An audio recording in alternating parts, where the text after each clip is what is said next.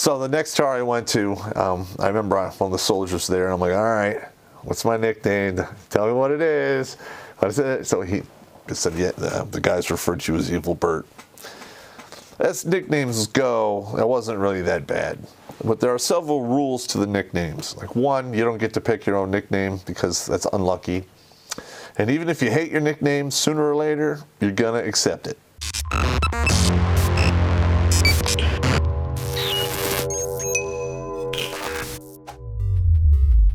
Hello everybody, Terrence Popp here with another episode live from the Lair. All right, let's see. We are, the 425 is at Abu Ghraib prison. We're still in the first month we were there, and 3rd Platoon had basically picked up the slack and was doing guard and convoy security between Abu Ghraib and several of the surrounding FOBs to include Victory. And we were doing the basically the escort details for all of the local Hajis that worked within the walls. And it was causing a lot of problems because 3rd Platoon, I mean, there was guys were getting, 1.5, 2 hours of sleep, because they were fucking overworking them to death, while the other two platoons basically chilled and were getting brought back up to speed, firing their 50s, Mark 19s, and some other tasks that were getting knocked out. So, what are you going to do? And since I was a sergeant of the guard, that means I really didn't get any time off at all. And the only time I could sleep was, in between guard shifts. I was always, rotating around and checking up on the guys and making sure everything was going good to go. Now, the way the prison worked is you had the towers along the outside wall. And then inside the prison there was, I think, 4 or 5 smaller cell blocks, and each one of those had its own towers within. And the portion we were staying at, we weren't using the internal towers, though I had built them into a defense plan for our local area, our one cell block, area. If we were to be attacked and they came through the walls, we would fall back to, our compound and then mow them the fuck down. It is what it is. But what I would do is, I'd put up a hammock up there in this one tower, so I can actually, with the binos, look and see, all my towers that I'm responsible for, and make sure everyone's good to go. And they technically weren't supposed to be doing this, but they were carrying those little FM unsecure radios, and they would talk to each other and shit. So I picked up on this, and then I would scan for them and see what they were fucking doing. And nothing really, terrible going on. But since there's no barber on Abu Ghraib, I basically would just, I get a high and tight, and I would just keep shaving the sides every day, and then the top would just fucking get stupid long. Now, I didn't know that I'd acquired this nickname, but my guys started calling me Evil Bert, which, I remember, because I remember listening on the radio, and I'm making my rounds, and I knew they were talking about me because I just left one of the towers, and I heard them chirp over the radio, like, hey, eyes open, Evil Bert's on the prowl. So I'm like, those motherfuckers. Oh my God. Call me Evil Bert. So the next tower I went to, I remember one of the soldiers there, and I'm like, all right, what's my nickname? Tell me what it is. What is it? So he said, yeah, the guys referred to you as Evil Bert. As nicknames go, it wasn't really that bad. But there are several rules to the nicknames. Like one, you don't get to pick your own nickname because that's unlucky. And even if you hate your nickname, sooner or later, you're gonna accept it. That's just the way it is. So, that worked out pretty good. And we're getting the lay of the land of the FOB. And the first few months we were there were very tough because the company that had taken over the contracting for the chow hall was an English company. And and for you guys out there that don't really know this, the English, other than fish and chips, their food fucking sucks. Okay, I'm cool with like, hard-boiled eggs or scrambled eggs. I'm not cool with poached eggs. That's basically where you bring the water to a rolling boil and you crack eggs into the boiling water and cook it that way. I didn't like it. The whole thing just sucked. Their food was terrible. And I think, what was it? I don't know why this was going down, but there was a reserve Marine contingent on the post with us. And we also had an active duty, Marine contingent. And the active duty guys was Charlie 5-1. And they were squared away. They were fucking, the active duty guys, active duty Marines, they don't fuck around. They're awesome. I love those guys. The only thing I don't like is they use their Marines unwisely. I'll get to that down the road. But the reserve Marines, they talked a big fucking game, but goddamn, they were fucked up. I mean, I hate to say it, but they were fucking pussies. What are you gonna do? And that really came down to a big fucking problem between us and them down the road. And we'll get to that one down the road. And that whole Abu Ghraib prison thing with the torture and all the horse shit, hit the news literally like 2 weeks after we had been there. So all of the bad Alibabas in the area were now descending on the prison, and we were getting somewhere between 3 and 5 mortar attacks a day. They were shooting RPGs in there, every night.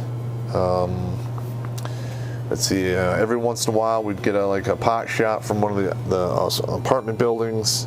Thank God that didn't have any trained snipers, or their equipment was shitty, because I don't believe we lost anybody to sniper fire while I was there. And there was a guy that was going around to the different FOBs in Iraq. His name was Jubal, and he was very effective at killing U.S. soldiers. So fortunately for us, we didn't really have that. And I also took on my towers, to cut down on this kind of bullshit, I threw camo net over all the towers. So you could tell people are up there, maybe if you could actually see through it and see the silhouette of somebody, but you couldn't be a click away and see a silhouette of a guy inside the window and then pick him off. Now, I don't know if that actually had anything to do with my guys not getting shot. I like to think it did. And once I did it on my towers, because at this time, I was only in charge of, I think, 5 towers, and there was, I believe, 8 or 9 of them on the entire post. When I did my 5 towers, the rest of the people did the same thing, because it's fucking smart. And we had the Mark 19s were up in the towers, along with an M60 machine gun. And later on, they were taken out of the towers and put back in the towers. It was, because they kept coming with these policies that, we're no longer an army of occupying, we're just here to get along and blah, blah, blah, which was a bunch of horseshit. Because the way their culture is over there, you show any weakness, they are fucking going to attack you, and they're not going to stop. And they don't care if they get killed, they'll just get more fucking idiots and get them brainwashed up to speed and, do their fucking deal. There was a couple casualties, not from my guys. We had some local Hajis get fucking smoked by a couple mortar rounds. We had a bunch of the civilians lived in our cell block too, and they had a lot of civilian vehicles and Denalis and other fucking Suburbans and shit. And on one day, they lost like 5 of their vehicles, which is like just shy of half their fleet, because where they had them parked, there was like literally the mortars were landing between vehicles. One hit the hood of a vehicle. I mean, and that just it. I mean, they were done. Because you're talking shredded brake lines, punched holes in the fuel tanks, One of the vehicles caught on fire, but it was contained before it actually got really too bad.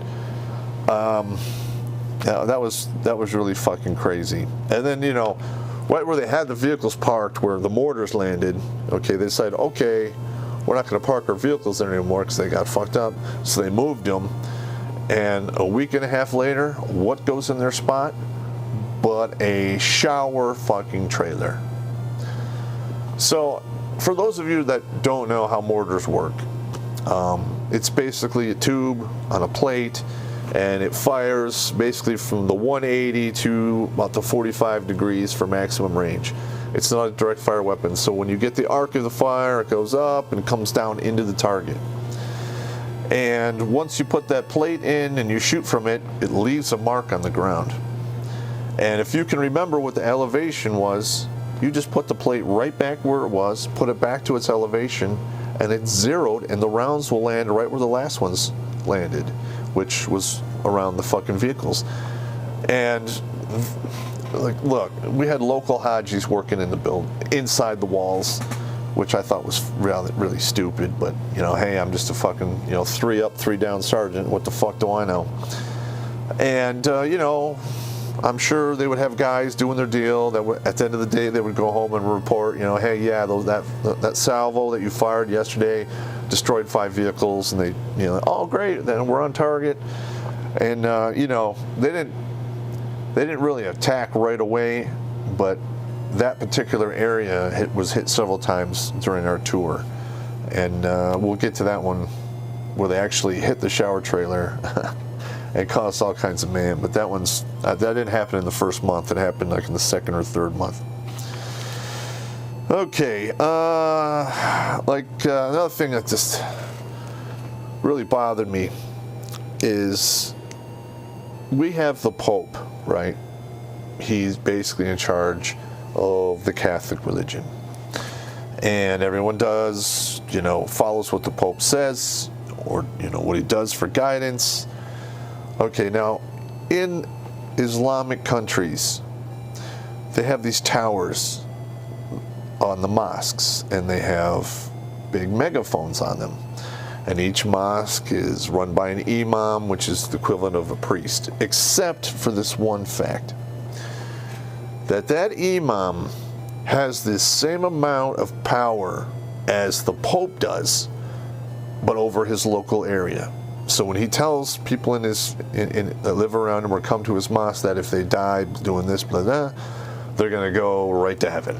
And, you get their reward of virgins or whatever the fuck was going on. So basically, the imams in the area were recruiting the car bombers, the suicide bombers, and, that did happen quite a few times. And if you think, the guy driving the car and it blows up, he's like blown into bits. That happens only on the rarest of occasions. Normally they're dead and they burn half up, and then if you go out there and grab them with a hook and pull them into a bag, and then take them to the morgue or wherever they stored their bodies, or we just set it on fire. And like later on when I went out with the QRF, that's a lot of times we didn't pick up dead bodies, or we just set the vehicles on fire. We didn't have time to pick them up because, that's really hard on people's, on their brain pan. We're not, in this culture we have here, death is kept away from everyone. You rarely see it unless it's an elderly parent or grandparent. Usually your grandparents die, at the tail end of high school or shortly after completing college. And, if you miss out on that joyous occasion, then your parents die when you're roughly between 40 and 55. It's not like the old times where people were dying left and right at home or getting sick and dying all this. So we're not accustomed to it.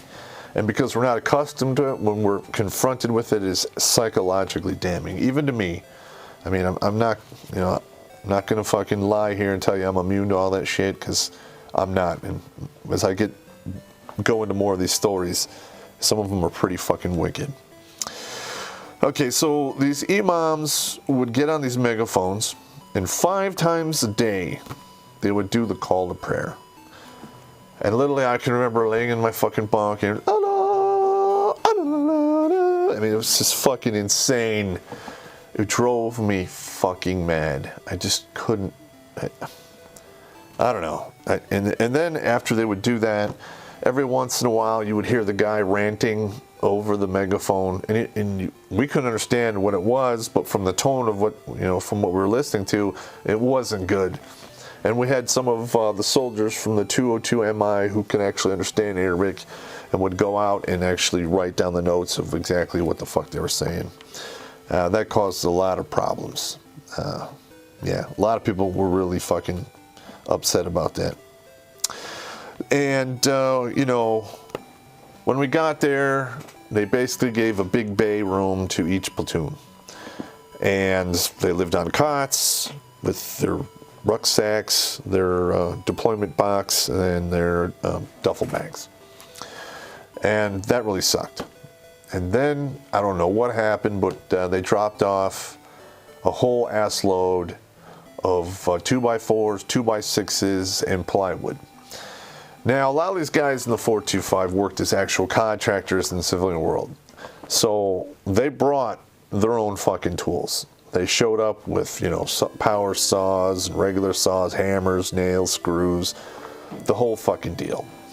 And I was shocked and amazed at what these soldiers built.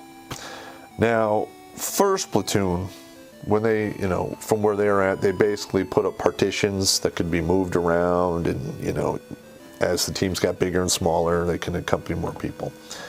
And first platoon moved around, a little bit, in the beginning, because I got sent out to the Syrian border, I think at the end of the first month for like 2 or 3 weeks. So, I mean, that worked for them, And I lived on the same bay as first platoon, except I lived in the back in an old shower that used to be the acid dip room. And that's, I didn't believe it until I actually saw the video of people being dipped in pools of acid. That the pools aren't there anymore, but my bunk was right where they fucking were. So that was crazy fucking creepy. Now, second platoon, I don't know. I mean, they win the award of whatever award there was, because it was like 3 stories. They had the basic, ground floor, and then there was a second floor on top of that, and then on top of that there was a third floor, and they had ladders and ropes to come down, and it was fucking amazing.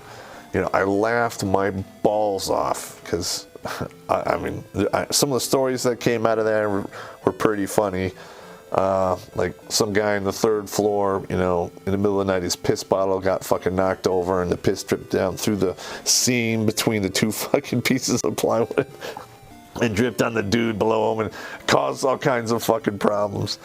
And, I just laughed my fucking ass off at that. And third platoon, their area, they basically built solid rooms, where their teams lived, with the bunks and the shelves, and it actually, it was pretty cool, and then we had the artists who built, like, the murals for each platoon and put our art on there, and then we had the company flag, on a mural. So when you walk down the middle of the cell of the prison block, you would see it there, and that's where our CP is and all that shit. And the CP, we called it, was our CP was named Black Talk.